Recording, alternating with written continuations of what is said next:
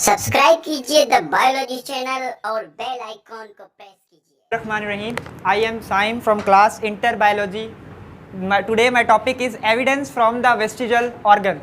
First of all हम पढ़ते हैं आगे चलने से पहले वेस्टिजल ऑर्गन क्या है। वेस्टिजल ऑर्गन ऐसे ऑर्गन जो वेस्टिजल ऑर्गन बेसिकली कहते हैं यूजलेस ऑर्गन्स को, ऐसे ऑर्गन जो हमारे बॉडी के अंदर प्रेजेंट तो हैं बट उनका कोई फंक्शन नहीं है। ठीक है, ऐसे ऑर्गन को कहा जाता है वेस्टिजल ऑर्गन। ठीक है, इसके अलावा हमारे पास vestiges are the which of had the cast to be as the use to their possessor but it is persist is reduce form in the generation to generation.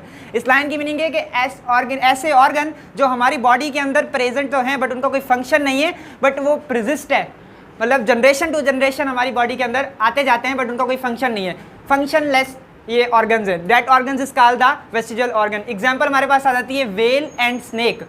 हमारे पास वेल एंड स्नेक की example आती है, जैसे कि हमारे पास well और snake दो ऐसे ऑर्गेनिज्म है जिनके पास पेल्विक बोन होती है। पेल्विक बोन का सबसे पहले काम क्या है, हमने स्केलेटन, अगर आपने थर्ड चैप्टर पढ़ा तो आपको पता होगा कि स्केलेटन में हमने पेल्विक बोन पढ़ा था कि पेल्विक बोन होती क्या है। पेल्विक बोन का फंक्शन है कि हमारे पास जो हाइंड लिम है और फॉर लिम को अटैच करना।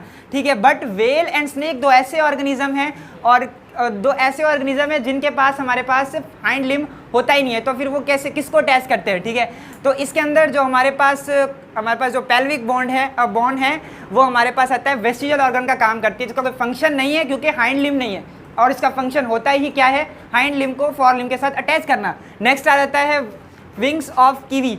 मतलब कीवी के जो विंग्स है हमारे पास, कीवी एक ऐसा बर्ड है, एक फ्लाइटलेस बर्ड है। ठीक है, और कीवी जो विंग्स तो हैं बट वो फ्लाइट नहीं कर पाते, इसके जो एंसेस्टर हैं वो फ्लाइट कर सकते थे।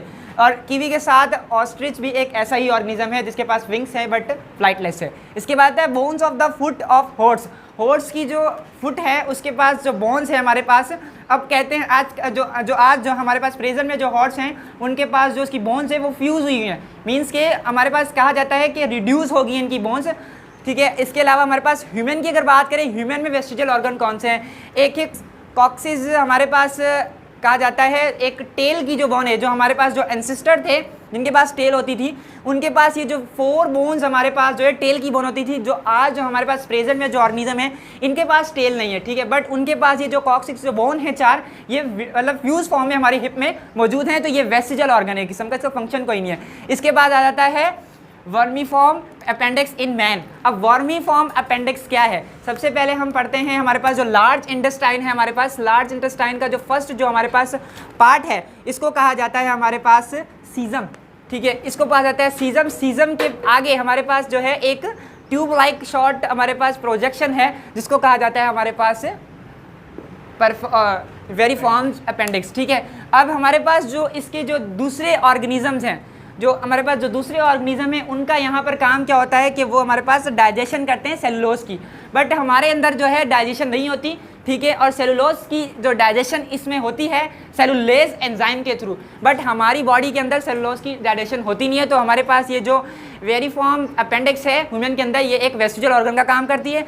आगे आता है नेक्टेटिंग मेम्ब्रेन। अब नेक्टेटिंग मेम्ब्रेन क्या है, नेक्टेटिंग मेम्ब्रेन एक आई बाल के ऊपर मेम्ब्रेन है। ठीक है, हमारी बॉडी के अंदर जो है हमारी जो बॉडी है उसके अंदर ये मेम्ब्रेन तो है बट फोल्ड हुई मेम्ब्रेन है, एक वेस्टिजल ऑर्गन काम करती है। बाकी जो ऑर्गेनिज्म है उनके अंदर ये हमारे पास जो हमारे पास आ जाता है, जो आई बॉल है हमारे पास उसको वॉश करती है, क्लीन करती है, इसका फंक्शन है। उसके बाद आता है एयर मसल। अब एयर मसल जो हमारे पास आ जाता है, एयर मसल जो डॉग और हॉर्स। अब हमारे पास जो एयर मसल्स की एग्जांपल आती है डॉग और हॉर्स के अंदर होती तो हमारे अंदर भी हैं बट फंक्शन हमारे अंदर कोई प्रोवाइड नहीं करती, बट सिर्फ और सिर्फ हॉर्स और डॉग जो ऐसे ऑर्गेनिज्म जिनके अंदर हमारे पास एयर मसल्स फंक्शन प्रोवाइड करती है। और इसका फंक्शन क्या है, पीना कहते हैं एक्सटर्नल एयर को, और पीना को हमारे पास क्या करती है, जो डिफरेंट डायरेक्शन में जो वेव्स होती हैं उसको कलेक्ट करती हैं और हमारे पास जो हेयरिंग में हमारी मदद देती हैं। उसके बाद एविडेंस, नेक्स्ट हमारे पास जो एविडेंस आ जाता है एविडेंस फ्रॉम द बायोकेमिस्ट्री। ठीक है, अब ब्लड स्ट्रीम, फर्स्ट पॉइंट देखते हैं ब्लड स्टर्नम। अब स्टर्नम क्या है, ठीक है, स्टर्नम कहा जाता है हमारे पास, जैसे हमारे पास ब्लड ले लें हम, तो ब्लड है हमारे पास ये। ठीक है, ब्लड के पास 2 चीज़ें होती हैं, एक तो सेल्स होते हैं, red blood cells, white blood cells वगैरह।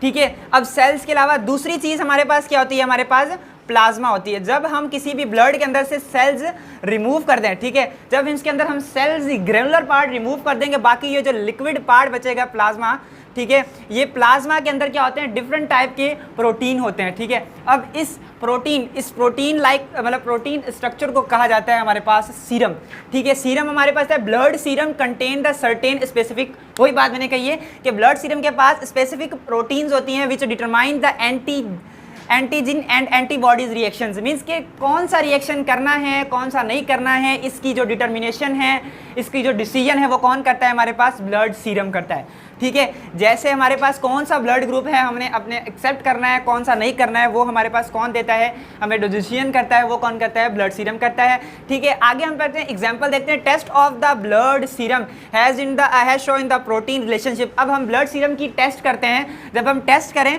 तो कुछ रिलेशनशिप देखते हैं, हमारी बुक में दी है, मतलब man's and apes of the apes to monkey, means man's और एब्स कहते हैं एक मॉन्की की ही टाइप है, ठीक है।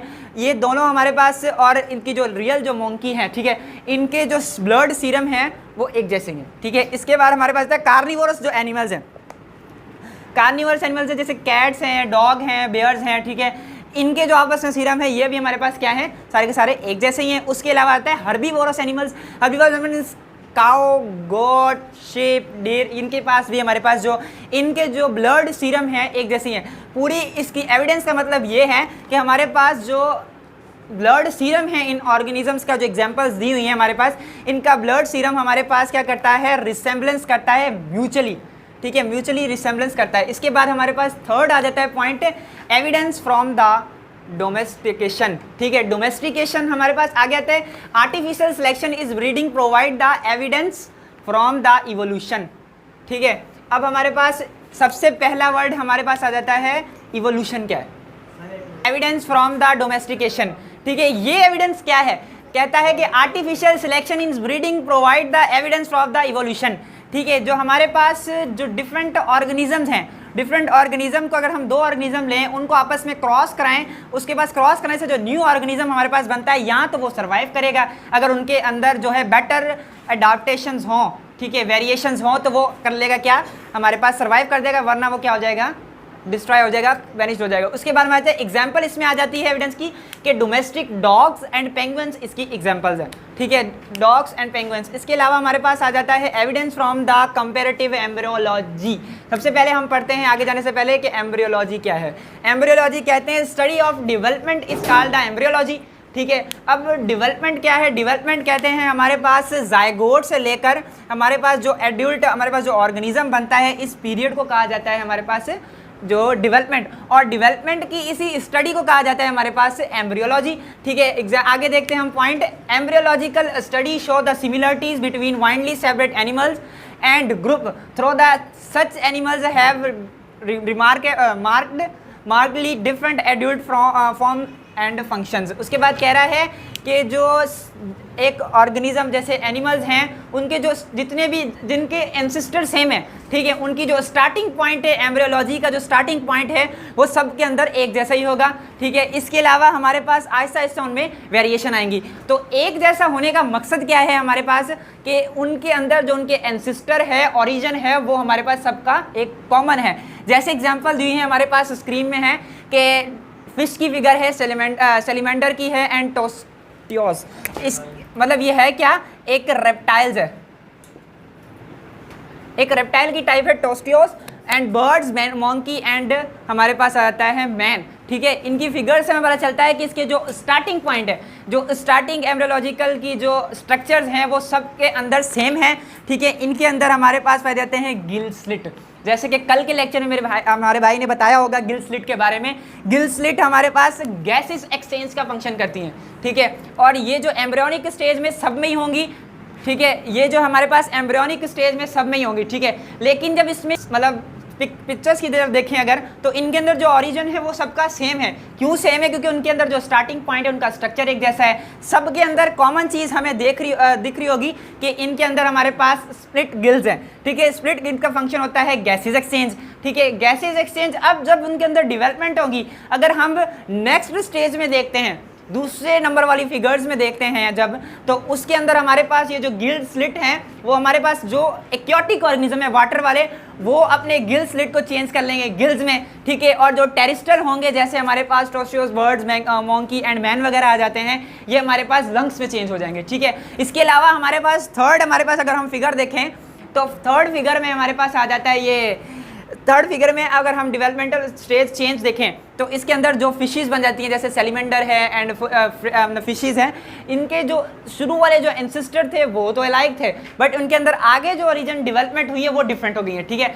इसका मतलब, इस पूरी कैलकुलेशन का मतलब ये है कि जो ऑर्गेनिज्म का एम्ब्रियोलॉजिकल स्टडी अगर हम करें और एम्ब्रियोलॉजिकल स्ट्रक्चर सेम हो, जैसे like fishes, salamander, toad birds and मतलब मोंकी और मैन का एग्जांपल दिया है, ठीक है, जिनका ये स्ट्रक्चर सेम है, मतलब वो कॉमन ओरिजिन से ताल्लुक़ रखते हैं। आई होप समझ आया होगा सबको। Thank you so much.